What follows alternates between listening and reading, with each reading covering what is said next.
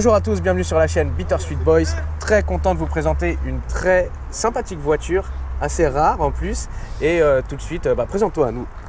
Alors je me présente, je m'appelle Kylian, j'ai 21 ans et je fais partie de l'association Japin France qui faisons des événements un petit peu tournés vers la voiture japonaise. Et je viens vous présenter cette Nissan S14 de 96. Qui t'appartient du coup? Oui, qui m'appartient. Alors faut savoir que je l'ai acheté à son premier propriétaire. Elle est en état entièrement d'origine. Il n'y a rien, il n'y a aucune modif qui a été faite dessus. Alors elle a une boîte automatique, on ne peut pas tout avoir pour le budget. Mais elle est très propre pour son état, pas un seul point de rouille, etc. Alors c'est un 2 litres turbo qui fait 200 chevaux. 2 litres turbo, 200 chevaux. Quelle année tu m'as dit? 1996. Franchement, elle est dans un bon état. Elle est propre, la voiture. Quand elle est sortie en 96, elle a servi de voiture vitrine au garagiste Nissan. Donc pendant un an et demi, elle a été exposée. C'est un modèle français? C'est un modèle français qui a été vendu dans le sud parisien. D'accord. Donc elle a fait du Paris, c'est pour ça qu'elle a un petit peu quelques bosses par-ci par-là. Ouais, mais bon, c'est pas grand-chose. Une peinture est prévue. D'accord, ça va être bien. Un petit débosselage aussi. Voilà, vite fait. On a un autre ami en japonaise qui est arrivé. Il y a 2-3 petits pocs par-ci par-là, mais elle présente bien. Ah oui. Et puis c'est pas une voiture que je veux faire en mode musée, je la garde, machin. C'est une voiture qu'il faut quand même qu'elle roule. Ouais, tu tournes avec. Ouais, voilà, c'est ça. Je la laisse pas dans mon salon à la regarder, si tu veux. Je fais des trajets, je roule. Je me gêne pas, quoi. Une voiture, c'est fait pour rouler, c'est pas fait. Tu m'as dit il y a juste un petit peu en hiver où tu la ouais, voilà. En fait, j'ai surtout peur du sel parce que les Japonais, ça aime pas vraiment la rouille. Exactement, Donc, surtout de cette époque-là. J'essaye de l'arrêter. En général, je l'arrête début décembre et je la fais repartir fin janvier. Là, en plus, on a eu les beaux temps, donc on en profite. Ouais, exactement. On en profite. Bah écoute, franchement, c'est un très beau modèle. On a un ami qui s'appelle J-Bronx qui a le même modèle et je lui disais, tu sais, à l'arrière, au niveau des phares, ça me fait penser, mais après c'est juste moi, ça me fait penser, tu sais, aux voitures de flics américaines à l'ancienne un petit peu. Oui, les Chrono Victoria. Voilà, c'est ça. On me l'a déjà fait, celle-là. Je suis pas fou alors. Non, effectivement. En fait, il y a eu pas mal de Nissan aux États-Unis qui étaient inspirés, qui étaient copiés des voitures américaines. Et celle-là en fait partie. Et en fait, c'était. À la base, c'est pour plaire aux voilà, Américains. C'est ça. C'était pour récupérer un petit peu le marché. Ils essayaient de faire un truc qui s'en approchait. Et oui, l'arrière ressemble à ça. Et l'avant, si tu regardes bien, c'est une Primera en plus gros. Ah oui, exact. Ouais, c'est vrai. C'est surtout sur ces phases-là. Pour ceux qui connaissent les anciennes Primera, Sur les phases d'après, au niveau des phares, toute la face avant est différente et ça ressemble déjà, ça a vraiment son style à elle. Mais sur celle-là, oui, c'est vraiment le style de la Primera, des Sony ou même des premières Micra. C'est vraiment la même calandre avec les mêmes phares, etc.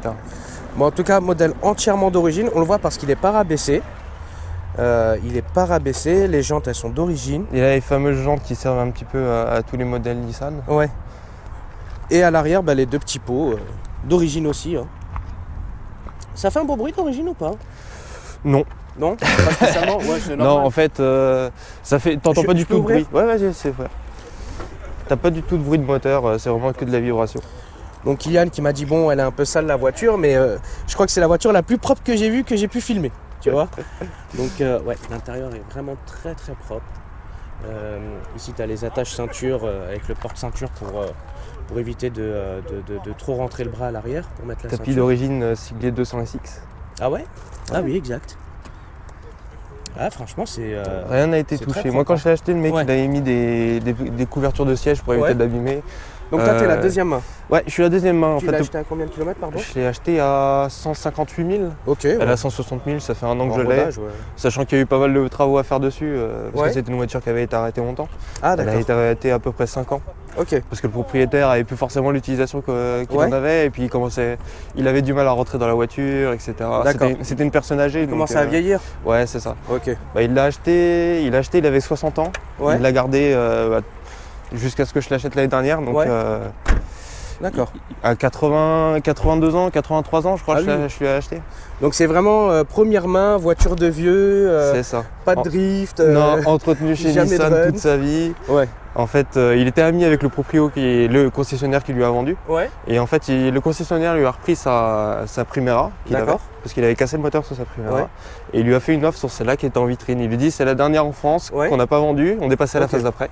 Donc je te fais un prix dessus et je te la vends. 97 C'était début 97 du coup. D'accord. Parce que c'est un modèle 96, mais sur la carte grise c'est 97. C'est une immatriculation. On peut ouvrir le moteur en même temps? Ouais, bien sûr. Et du coup, il a acheté comme ça une des dernières produites quoi. C'est la combien tu m'as dit celle-ci? 2506 sur 2800 en France, de cette version. D'accord, il n'y a eu que 2800 200SX. De cette phase-là. Après la phase d'après, il y en a eu un peu plus. Mais avec cette phase avant assez caractéristique, il n'y en a eu que 2800. Et du coup, toi, tu as fait quoi comme travaux dessus? Bon, j'imagine l'entretien. Principalement de l'entretien. Ouais. J'ai fait pas mal de réparations aussi, parce qu'elle a eu quelques problèmes. Elle avait des petites consommations d'huile, un petit peu d'eau. Ouais. Enfin, des trucs d'une des voitures. Des choses, on va dire, classiques. Ouais, voilà, c'est ça. Le moteur, ça va, il est pas extrêmement grand, mais quand même. Et c'est plus grand qu'un VR6 déjà. Ouais. Pour un 4 cylindres. Ouais. Et puis tout est vachement serré. Ouais. C'est ça, ouais. Ça, c'est un 4 cylindres en ligne, oui. C'est ça? C'est ça. C'était les premiers moteurs avec un intercooler, en fait. Ah oui, ok. C'était pour ça, ils font leur promo intercooler turbo, alors que maintenant, tout le monde a un intercooler. Aujourd'hui, ouais, c'est normal. Mais c'est les premiers à avoir fait un intercooler, etc. D'accord. Ouais, c'était un peu le truc technologique de Nissan à l'époque, si tu veux. Ils avaient mis des radiateurs d'huile, il y a un radiateur de pont, il y a des radiateurs de boîte. En tout cas, ça, c'est franchement, c'est les, comment dire, c'était un peu leur fer de lance. Ouais, voilà, ils ont essayé de mettre le maximum d'options qu'il y avait là-dessus. Ça revient à ce qu'on se disait tout à l'heure. Les japonaises, en fait, des années 80-90, elles sont vraiment géniales, ces voitures. Mais aujourd'hui, ils en font plus. Non, c'est ça, ouais. Ils en font plus. Des malheureusement, propulsions comme ça. En fait, dans leur truc technologique d'aller toujours plus loin, ils en sont arrivés à l'hybride. C'est ça.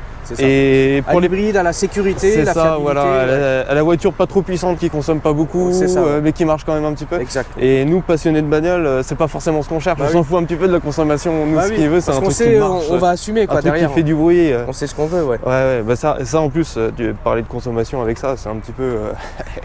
Je fais 400 km avec 60 litres, donc en roulant normalement. C'est-à-dire que tu as quoi, à peu près 12 litres entre 12 et 15 litres en fonction de la route, en roulant normalement. Mais pour un 2 litres turbo de 200 chevaux. Ouais, et puis après c'est un plaisir. Tu peux te permettre de mettre des sous là-dedans. Quand tu roules, tu as le sourire direct. Bien sûr. Puis la boîte auto, ça aide pas forcément non plus. Ah, ça c'est sûr. En tout cas, moteur très clean, rien à dire. Alors qu'il faut savoir que quand j'ai été la visiter, ouais, c'est l'admission. D'accord. Quand j'ai été la visiter, le mec il m'a ouvert le capot et il était vraiment dans cet état-là. Ok. Le mec, il a tout nettoyé, tout était nickel. Était vraiment au millimètre. Tout était propre et tout. J'en revenais pas, il y avait les étiquettes d'origine. C'est la première caisse que je vois, il y a encore les étiquettes attention, etc. Mais en plus, elle n'a pas l'air d'avoir pris la corrosion ou autre, la voiture. Non, elle est très Donc ça se voit qu'il en a pris soin et que toi aussi derrière, t'en prends soin. Là, c'est un beau petit bijou, hein, franchement. J'attends encore les inscriptions. Tout est nickel. C'est une courroie ou une chaîne dessus? C'est une chaîne. Ok. C'est une chaîne. Ouais. Parce que c'est vrai qu'ils aimaient bien faire les chaînes aussi. Les Japonais. Ça augmente leur truc de fiabilité. Ouais, bien sûr. Et les courroies. Et le coût aussi d'entretien de la voiture. Une chaîne, ça bouge pas. Ouais. Écoute, franchement, c'est vraiment propre. On peut regarder le coffre aussi. Oui. Je sais que le coffre est pas très grand. En fait, parce qu'il est haut, il est placé haut, c'est ça? En fait, c'est un coupé et tu as le différentiel qui prend beaucoup de place. Ouais. Donc du coup, tu te retrouves avec un coffre qui est assez plat. Il est profond. Tu vois, en fait, derrière, tu as encore une ouverture, mais en fait, tu as tout le train arrière qui gêne. C'est ça, comme c'est haut ici. Et puis la roue de secours est à l'intérieur et pas à l'extérieur comme les voitures récentes, donc tu as encore moins de place. Ouais. Bon, après, pour 2 personnes, ça passe, tu peux mettre les bagages à l'arrière. On charge rarement un coupé comme ça, c'est juste pour mettre 2-3 moi, je partirai en vacances avec, normal. Hein. Sur autoroute, c'est une très très bonne voiture. Ouais, bah oui, c'est fait pour à la base. Ouais, bah ouais, c'est ça. C'est ce genre de voiture-là, c'est une GT de l'époque. Ouais, c'est ça, exactement. Ouais. Une bonne petite voiture de tourisme. Elle fait combien de kilos la voiture? J'en ai aucune idée, je dirais dans les 1,6 tonne, je pense. Ouais. Ah ouais, quand même, ça c'est assez lourd. Bah, surtout avec la boîte qui est énorme, tu verras. Si tu regardes côté conducteur ou plancher, en fait, ils ont fait une découpe pour faire passer la boîte. D'accord, ok. Donc tu vois vraiment la boîte à l'intérieur. C'est du 4 rapports ou 5? C'est du 4 rapports avec une boîte autoroute, enfin avec comment ça s'appelle, un overdrive. Donc c'est une boîte qui est très très longue qui permet de faire que de l'autoroute. Okay. En gros, sur un filet de gaz, t'es à 130. D'accord. Ok. Ça va, c'est pour éviter la surconsommation. Voilà, c'est ça. En gros, elle tourne quasiment au ralenti, tu peux faire des... Ça fait pas de bruit, ça vibre pas. D'accord. Bon bah écoute, on va tester ça. Allez, c'est parti. Ça roule. Alors, on est à bord de la 200SX, année 96-97. Donc un des derniers modèles produits en France et vendus. Et du coup, je vous montre un peu l'intérieur, donc qui est en tissu, qui est très très propre. Donc bon, bah forcément à l'arrière, il n'y a pas énormément de place. Mais t'as déjà mis des potes à l'arrière ou pas? C'est compliqué. Ouais. C'est compliqué. Parce qu'en plus t'es grand toi déjà. Ouais, voilà, je suis grand, mais même une personne normale en fait, si tu veux, pour la place, c'est surtout la place pour les jambes. Ouais. T'as de la place pour la personne, mais pour les jambes c'est compliqué. C'est ça, parce que ça se voit que le siège il est profond au niveau du dos, du coccyx, mais donc ouais, pour les jambes c'est un peu compliqué. Mais c'est ce que j'aime en tout cas dans ces japonaises, tu vois, c'est simple, c'est épuré et c'est propre. T'as pas des boutons qui servent à rien, etc. C'est vraiment clean. Franchement, ouais, franchement, il n'y a rien à dire, c'est très clean. La boîte automatique, ça va, hein, tu la sens pas spécialement. Hein. Non, en fait, en plus, elle s'adapte un petit peu à ta conduite. Oui. Donc en gros, si t'as un gros bourrin, elle va passer les rapports très très loin. D'accord. Mais si tu roules pépère, elle passe les vitesses tout de suite, mode économique, machin. J'avais entendu un truc il y a longtemps sur les boîtes automatiques, c'est que quand en tant que nouveau propriétaire, quand tu l'achètes, comme tu as dit, elle s'adapte à ta conduite, le calculateur s'adapte en fait à toi, petit à petit. C'est ça, et en fait les premiers jours, si tu l'achètes à une personne comme j'ai fait, qui roulait pépère, machin, tu as l'impression d'avoir un veau, tu n'auras pas tes chevaux, machin, et tu vas rouler tranquillement, tu vas accélérer, et puis au fur et à mesure, elle va s'adapter à ce que tu conduis, et tu récupères toute ta puissance au bout d'un certain moment. C'est vraiment en fonction de la conduite, mais c'est pratique, Donc réglage des phares, réglage des rétros électriques, vitres électriques à l'avant, tout confort. Hein. Climatisation. Attention, autoradio d'origine. Avec la cassette. Non, franchement c'est propre. Système overdrive. C'est ça, c'est le petit bouton là qui permet d'utiliser sur l'autoroute. En fait c'est un rapport supplémentaire. Ouais. Et c'est un rapport qui est très très long, qui permet justement de rester sur l'autoroute. C'est comme une 5e pour les points. Voilà, c'est ça. Ouais. C'est l'équivalent d'une 5e. T'as un bouton ABS, ESP désactivable sur ça ou pas? Non. Non. D'accord, c'était une option? Oui, je pense que c'était une option. Parce que je sais qu'il y a des gens qui utilisent cette voiture justement pour le drift. Je crois que l'ABS n'est pas déconnectable, même en option. Il y est, mais il n'est pas déconnectable. D'accord, mais le SP... Et en fait, c'est des kits que tu achètes en aftermarket. Que tu mets d'accord. Pour désactiver justement cet anti-patinage, cet ESP. Mais déjà, même avec ça, faut savoir que c'est des trucs, c'est des organes de sécurité de l'époque. Hein, donc, ça permet quelques bêtises. Tu peux t'amuser malgré tout. Ouais. Du coup, parce que tu es quand même plutôt jeune, 21 ans, tu gères le groupe Japin France, c'est ça? C'est ça, absolument. Tu peux nous les plaire, de toute façon je l'écrirai en bas pour ceux qui souhaitent nous dire ce que c'est.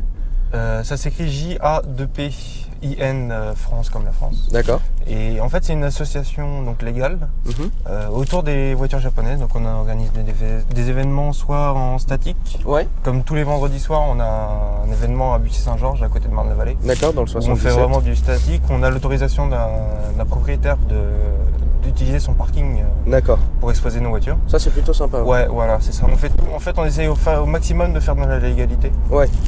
Donc on a pour pas avoir de problème. Ouais, c'est ça. Il y a le maire qui vient nous visiter, qui vient nous voir, la police qui vient nous dire bonjour, etc. Ça c'est cool. C'est vachement. Le radar il sera avant le feu, là-bas, le radar 50. Et nous on ira sur la gauche. Tu nous disais, sortie circuit c'est ça, le 16 mars sur le circuit de Lastre. Vous allez aller à Clastres? Ouais, sur la grande partie, on organise ça en partenariat avec Journée Circuit. Ouais, ce sera pour faire des runs en tout droit? Non, c'est du circuit. Ou le vrai circuit? C'est du circuit, c'est la grande piste. Les runs sont interdits maintenant. Ouais, c'est ça, ils ont diminué les distances apparemment. 400 mètres. Ouais, au lieu d'1 kilomètre. Bon, c'est dommage. Non, là c'est vraiment du circuit. Ouais. On a réservé, on a une grosse partie de voitures japonaises, mais aussi on a aussi du multimarque. D'accord. C'est ouvert à tous. Il n'y a pas de restriction, ça sera au nombre de participants. Elle est à combien l'entrée? Je crois que c'est 110 €, il me semble. Ok, avec assurance. Ouais, c'est ça. D'accord. On a fait des événements de jour où le dimanche, on amenait des sociétés en rapport avec le japonais. Donc on a un food truck qui s'appelle le Japas Food Truck. Ah, c'est cool. Allez voir sur Facebook, c'est sympa. Ouais. Qui nous prépare des spécialités japonaises. On a aussi pas mal de tout ce qui est en rapport japonais en fait. D'accord. On est vraiment dans ce thème-là. Tout ce qui est JDM quoi. Voilà, c'est ça. JDM, ça veut dire Japanese Domestic Market. Domestic Market, ok. On se retrouverait pas dans les rassemblements que les autres font. Ouais. Donc on a décidé de faire le propre nôtre. Je comprends parfaitement, c'est pour ça que moi-même j'ai fait Bittersweet Boys. Après toi, t'es pro-jap et du coup vous voulez vous retrouver en japonaise. Ouais, on fait un peu les racistes. Ouais. Non, oui, non, vous êtes des racistes. Moi, non, mais je connais les Japonais. J'ai roulé en Japon, tu le sais. Et je sais que vous êtes des racistes. Mais non, mais je comprends. Après, il faut tout. Comme il y en a qui veulent qu'un truc avec que des Allemandes, certains que avec des Japonaises. Moi, j'aime bien qu'il y ait tout, justement. C'est plus la qualité comme toi qui es aussi sur le groupe, tu vois. En gros, ce qui est compliqué quand tu fais du multimarque, c'est que c'est difficile à gérer. Oui. T'as souvent beaucoup de personnes qui viennent foutre le bordel, entre guillemets, qui viennent tirer dans ton raceau, alors que tu essayes de faire un truc statique propre, tu vois. Et t'as toujours des gens qui viennent rajouter leur petit grain de sel, leur petit truc. Donc on a décidé de se faire japonaise parce qu'on roulait tous en japonaise. Oui. Et au moins ça limite le truc. Ouais, bien sûr. Et c'est aussi pour être un minimum sélectif. Voilà. Etc. Comme ça on connaît bien les voitures. Ouais. Ah, ça c'est un joli 850i. Ouais. V12, très joli. Écoute, un Civic en délit. C'est ça. Honda Civic. Un EJ9, donc 1 litre 4 à 90 chevaux. Ouais. Là, il est vraiment optimisé pour faire de la route, consommer rien. C'est vraiment le truc que je peux garer n'importe où en mode les couilles entre guillemets. Et qui est vert aussi. Ouais, qui est vert aussi. Mais c'est un pur hasard parce que je n'aime pas la couleur verte à la base. D'accord. Je suis plutôt rouge, mais c'est un pur hasard. Toutes les voitures que je trouve, elles sont vertes. Elles sont vertes. Je sais pas. Alors cette voiture-là est difficile à trouver en une autre couleur que verte. Elle est beaucoup sortie en vert parce que ça lui va très bien. Et niveau assurance, t'es comment dessus? C'est compliqué. C'est compliqué parce que j'ai 3 ans de permis. Donc c'est une voiture de 200 chevaux.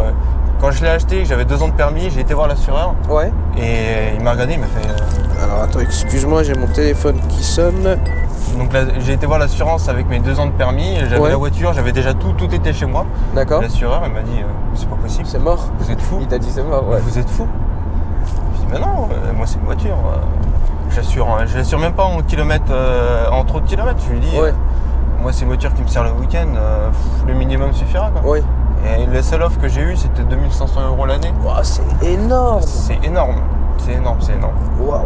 T'achètes 2 voitures c'est la moitié du prix que je l'ai payé. Ouais. Donc ça me faisait un peu mal, tu vois. J'avais déjà claqué toutes mes économies dans la voiture. Bah c'est sûr. Et non, en fait, j'ai attendu une année. Je l'ai assuré au nom de mon père pendant 1 an. Le temps que ça se casse. Et le temps qu'il y ait un peu plus de bonus. Et voilà, maintenant je peux l'assurer normalement. Bon, ça me reste un peu plus cher, mais c'est déjà plus raisonnable. Ouais. Je tourne autour des 1000 €, ça va. Bah, ça va en tout risque ou au tiers? Au médium. D'accord. C'est un tiers étendu, c'est tiers plus. D'accord. Bon bah ça va au moins, ça reste raisonnable. Mais ils allument de fou les assureurs quand t'es jeune conducteur. En plus, elle a tous les critères pour que l'assureur il t'allume. Elle a un turbo, c'est un coupé turbo, et c'est une propulsion. Alors là, pardon, nous ce sera à gauche du coup, demi-tour du coup de l'autre côté. Ouais, bah il y a tout. En plus, les mecs qui achètent cette voiture, des fois ça va être pour arsouiller, dribbler, drifter, ce genre de choses quoi. Du coup, la voiture, tu l'as achetée 5000 €, c'est ça? Ouais, c'est ça. Et c'est un très bon prix, hein. C'est la moitié de sa valeur, sa valeur. Et t'en as 10 000 € en volant à droite, même 12-13 000. C'est ça, sur le bon coin, c'est ça. Et le mec à qui j'ai acheté ça, connaissait pas du tout la valeur de cette voiture-là. D'accord. Donc moi, je lui ai dit, ça vaut tant. J'ai joué franc jeu avec lui. J'aurais pu lui prendre un 5000 et lui dire, oh non, c'est le prix que ça vaut, c'est déjà un peu cher. J'ai joué franc jeu avec lui, je lui ai dit, il allait même dans le même état à 10 000 €. Il m'a dit, oui, mais moi j'en veux 5000. Bon, bah. Et franchement, super. Hein. Le gars, tu le connaissais ou pas du tout? D'accord. Donc là, nous, c'est à gauche direct. Et tu l'as acheté pas très loin de chez toi, tu m'as dit? Je l'ai acheté en Normandie. En Normandie, rien à voir. Malgré que le mec soit parisien. Ouais. Je l'ai acheté à sa maison de vacances, entre guillemets. D'accord. Et elle était stockée là-bas parce qu'il ne savait plus, il avait acheté un nouveau délit. Ouais. Et donc je l'ai acheté en Normandie. Ouais. Quand je suis parti avec la caisse, quand je l'ai récupéré, je suis parti, le mec il pleurait devant sa voiture. D'accord.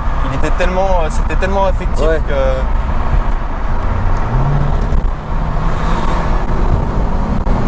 Ah, tu sens une bonne puissance, hein? C'est dommage, il y a un peu de monde.